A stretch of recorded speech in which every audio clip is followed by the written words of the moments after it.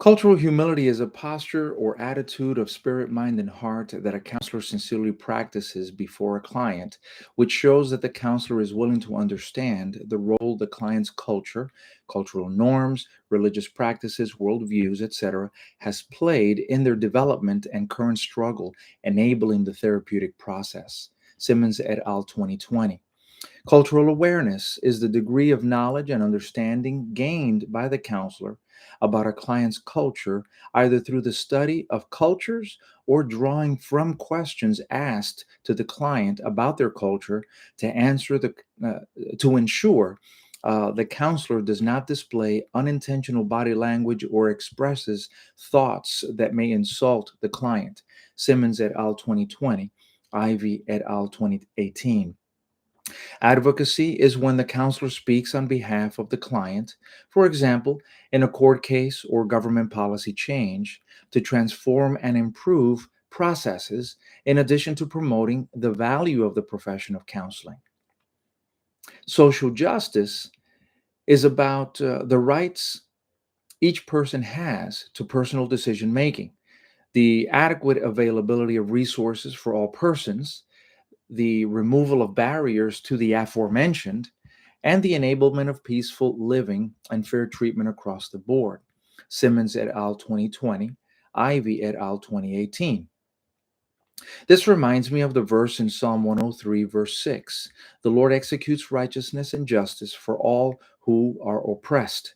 Barker et al. 2008.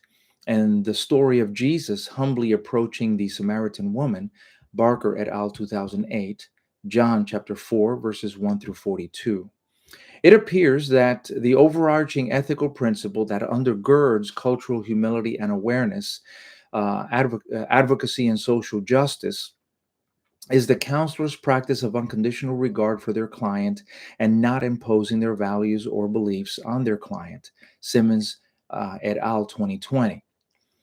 An action I have taken that has demonstrated cultural humility is asking my client to describe the culture they grew up in and how they see their culture influence the issues they have come to counseling for.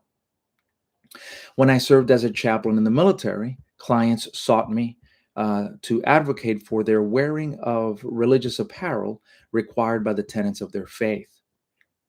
After responding to the 5 requirements of this video blog, I offer this thought. While the concepts of this assignment are in Scripture, I did not agree with everything I read in chapter 5. It appears counselors are not being permitted to refer clients to counselors that will be a better fit for their client. Where issues of morality take place, since the chapter offers scenarios of counselors who are Christians wrestling with their biblical principles in the counseling process. Simmons et al. 2020.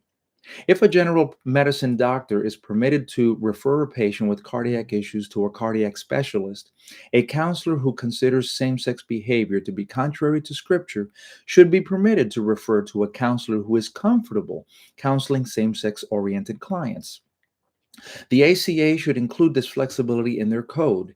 Perhaps advocacy for the counseling profession with a Christian worldview on topics of morality need to take place, just as advocacy for other aspects of the counseling profession has brought about progress for the profession of counseling.